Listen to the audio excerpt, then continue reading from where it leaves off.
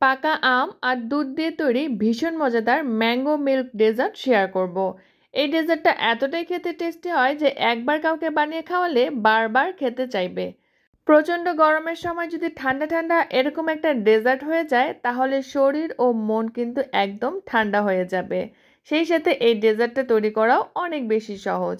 আসসালামু আলাইকুম viewers, welcome করছি আমার চ্যানেলের নতুন আরও একটি এপিসোড দেখার জন্য। ম্যাঙ্গো মিল্ক ডেজার্ট তৈরির জন্য এখানে আমি মিডিয়াম সাইজের একটি পাকা আম কিউব করে কেটে খুব ভালো মতো স্মুথলি ব্লেন্ড করে নিয়েছি। এরপরে একটি স্টেইনারের সাহায্যে ছেঁকে নিব।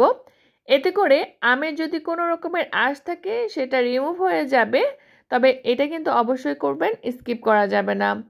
আমের পিউরিটা আমি একটি পাত্রে নিয়ে নিয়েছি আর এটা অনেক বেশি ঘন হওয়ার জন্য আরও 1 কাপ পরিমাণে পানি দিয়ে দিলাম। দিয়ে দিচ্ছি 1 টেবিল চামচ পরিমাণে চিনি আর 1 চা চামচ পরিমাণে আগার আগার পাউডার। আমি কিন্তু এখনও চুলাটি জ্বালিয়ে দেইনি। ঠান্ডা থাকা অবস্থাতেই আগার আগার পাউডারটা দিতে হবে, নাহলে পরে কিন্তু মিশতে চাইবে না। এরপরে চুলার জালটি অন করে দিয়েছি। এখন অনবরত খুব ভালো মতো নেড়ে দিচ্ছি। চুলার জালটি মিডিয়াম টু লোয়ের মাঝামাঝিতে রেখে আমি এই ম্যাঙ্গো পিউরিটা জাল করে নেব। আমের এই ডেজার্টটা তৈরির জন্য চেষ্টা করবেন আমটা একটু মিষ্টিযুক্ত নিতে, এতে করে কিন্তু ডেজার্টটা বেশি ভালো হয়। তবে যদি কম মিষ্টি হয় সেক্ষেত্রে আরও কিছুটা চিনি এখানে অ্যাড করতে পারেন। 4 থেকে 5 মিনিট অনবরত নেড়ে চেড়ে আমি এভাবে জাল করে নেব। যখন ঘন থকথকে একটি ভাপ চলে আসবে এই পর্যায়ে আমি নামিয়ে অন্য একটি পাত্রে নিয়ে নিচ্ছি সেট হওয়ার জন্য। আমি এখানে স্কোয়ার শেপের একটি মোল্ড নিয়েছি। খুব ভালো মতো ঠান্ডা করে তারপরে আমি ফ্রিজের নর্মাল চেম্বারে রেখে দেব 30 মিনিটের জন্য।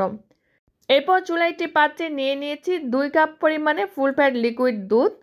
এরপরে দিয়ে দিচ্ছি 1 টেবিল চামচ পরিমাণে কাস্টার্ড পাউডার।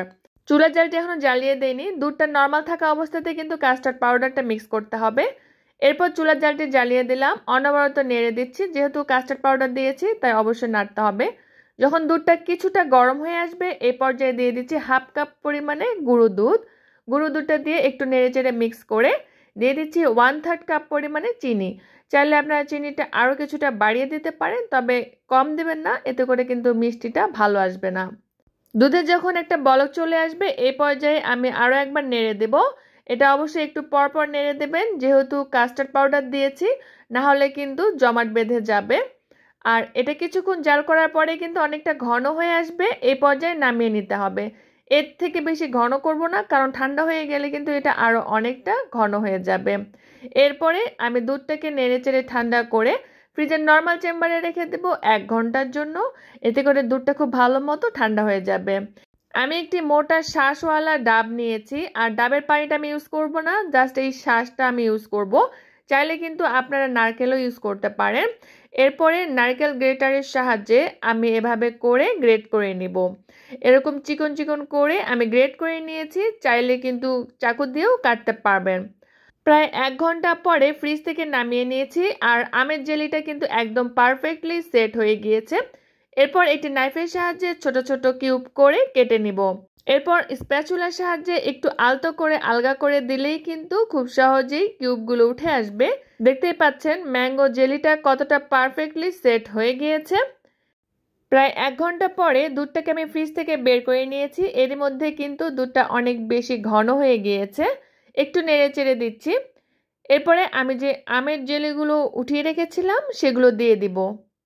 আপনারা চাইলে এখানে বিভিন্ন রকম ড্রাই ফ্রুটসও দিতে পারেন, তবে আজকে আমি শুধু এখানে নারকেলের গ্রেটার ইউজ করব। আর এতে করে কিন্তু ডেজার্টটা অনেক বেশি টেস্টি হয়। এখন সবগুলোকে খুব ভালো মতো মিক্স করে দিচ্ছি। দেখতেই পাচ্ছেন ডেজার্টটা কিন্তু কতটা লোভনীয় হয়েছে। আর ফ্রিজে রেখে যখন এটা সার্ভ করবেন তখন এটা খেতে আরও বেশি ভালো লাগবে। এই ডেজার্টটা যখন ঠান্ডা ঠান্ডা মুখে দেবেন তখন নারকেল আর আম মিশে গিয়ে দারুণ একটা টেস্ট নিয়ে আসে, যেটা খেতে কিন্তু অসম্ভব ভালো লাগে। এই ডেজার্টটি বানিয়ে ফ্রিজের নর্মাল চেম্বারে রেখে 3 দিন পর্যন্ত খেতে পারবেন। বাসায় কোনো গেস্ট আসলে ঝটপট এই ডেজার্টটি বানিয়ে আগের দিনই সংরক্ষণ করে রাখতে পারেন। আর এটা খেয়ে কিন্তু সবাই আপনার প্রশংসা করতে বাধ্য হবে। আশা করছি আজকের আমার ভিডিওটি আপনাদের কাছে ভালো লেগেছে। ভালো লাগলে প্লিজ ভিডিওটিতে একটি লাইক করবেন, কমেন্ট করবেন, সেই সাথে আমার চ্যানেলটিকে সাবস্ক্রাইব করতে ভুলবেন না। ভিডিওটি এতক্ষণ পর্যন্ত দেখার জন্য আপনাদেরকে অসংখ্য ধন্যবাদ। সবাই ভালো থাকবেন, বিদায় নিচ্ছি। আল্লাহ হাফেজ।